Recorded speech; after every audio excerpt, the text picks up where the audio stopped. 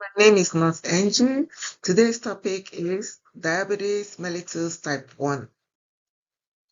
Let's look at the pathophysiology. Imagine eating a full meal, but your body is still starving. This is the daily reality for someone living with type 1 diabetes. Type 1 diabetes is a chronic autoimmune condition in which the immune system destroys the insulin-producing beta cells in the pancreas. This leads to absolute insulin deficiency, resulting in chronic hyperglycemia and increased risk of acute and long-term complications. Think of insulin as a key. Glucose is the fuel. Without the key, glucose cannot enter the cell, and the body is not truly being fed. Diagnosis typically requires evidence of hyperglycemia along with symptoms such as polyuria, polydipsia, polyphagia, and unintentional weight loss. Without prompt treatment, people with type 1 diabetes are at risk of diabetic ketoacidosis, DKA, a life-threatening emergency. This is caused by our body attacking the beta cells in our pancreas. So, insulin is required to allow glucose to meet our needs. Think of our cell like a house. Insulin is a key that opens the door to the cells in our body to let glucose come in. When we don't have insulin, we are truly not feeding ourselves.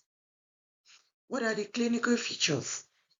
There's an onset of characteristics, and usually you will see this in children or young adults.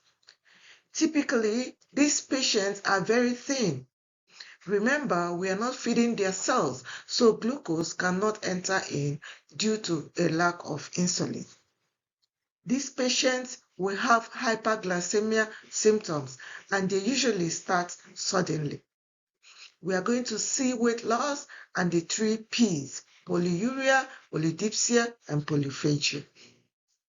These 3 Ps are polyuria, meaning lots of urination, polydipsia, meaning thirst and drinking a lot, and polyphagia, meaning hungry, and they are eating a lot, but they are not getting fed.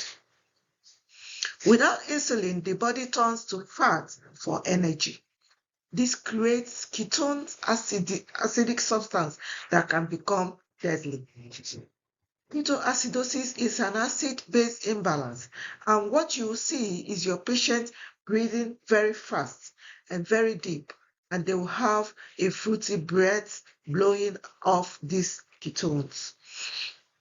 Diabetic ketoacidosis is not just a complication, it is a life-threatening.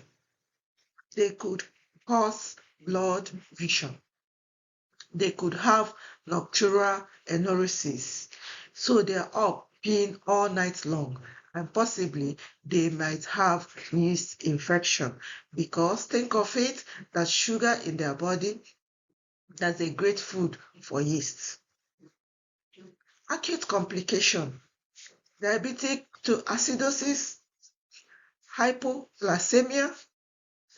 Chronic complications include retinopathy,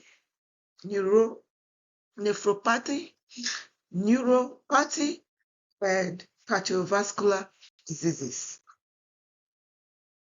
Hypoglycemia. Hypoglycemia is going to be typically when their blood sugar is under 4 millimoles per liter or 70 mg per deciliter.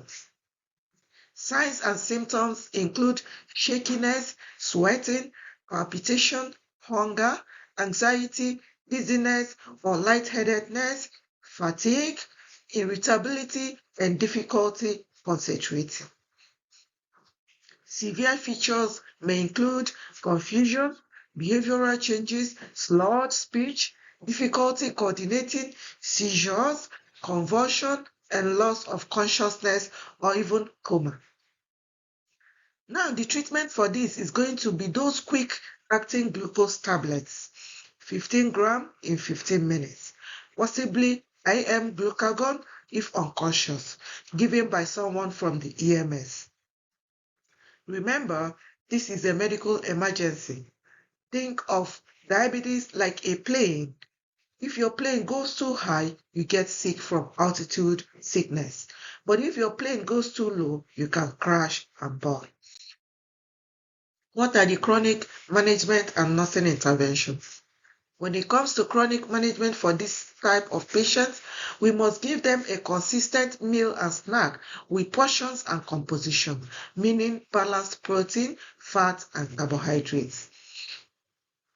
They will have to frequently monitor their blood sugar with finger sticks, usually before meals and at night. They are going to have to keep a diary of those levels too for the healthcare provider, so we know that treatments are working. These patients have lifelong insulin administration because they will never make insulin. Requirements are going to change with age. Younger patients need more insulin versus an elderly person who has a lower metabolic need. We must make sure that this patient is rotating injection sites. We want to avoid inflammation, infection, and at worst, cellulitis. They are going to have to always carry glucose tablets with them and wear a medical alert bracelet just in case they have a diabetic emergency. Teach your patient to monitor for hypoglycemia and all those signs of diabetic ketoacidosis. Patients with diabetes type 1 are also going to need extra food prior to exercise. Remember, when we're exercising, we are at a higher metabolic need, and we are going to need more calories, usually 10 to 15 grams of carbohydrates every 30 to 45 minutes of activity. They are going to have to monitor those glucose levels a little closer when it comes to exercising, usually before, during, and after. They are going to have their hemoglobin A1C checked every 3 months with their healthcare provider. A diabetes type 1 patient needs more insulin during illness, infection, or stress. Think about it. They have a higher metabolic need at that time. Teach them to keep a spare bottle of insulin and always store that insulin properly, which is going to be in a dry space, although it cannot be refrigerated after you open it. Teach your patient to test urine for ketones.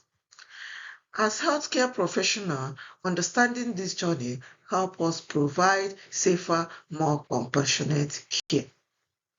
That ends today's topic. See you next time.